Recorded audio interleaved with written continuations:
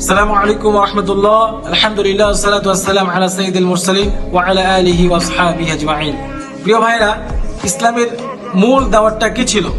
ইসলামের মূল দাওয়াত ছিল লা ইলাহা ইল্লাল্লাহ।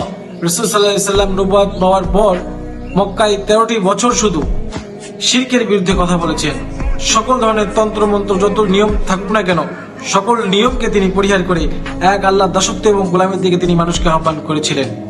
এবং এই আহ্বানে যারাই সাড়া দিয়েছিল তাদেরকে নিয়েই তিনি মদিনা ইসলামী রাষ্ট্র তৈরি করেছেন।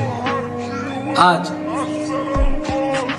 রাসূল ইসলামের মৃত্যুর 1400 বছর পর আমরা অধপতনের সর্বোচ্চ পর্যায়ে পৌঁছে গেছি। আজকে আমরা আমাদের দিন থেকে অনেক দূরে সরে গেছি। আজকে আমরা জাহিলিয়াতের সর্বোচ্চ শিখরে পৌঁছে গেছি। আর এই অবস্থা কাটিয়ে ওঠার জন্য আল্লাহ তাআলা আমাদের কাছে মোহাম্মদ কাসিমকে পাঠিয়েছেন। তিনাকে পাঠিয়েছেন তিনি আমাদের জন্য রিমাইন্ডার,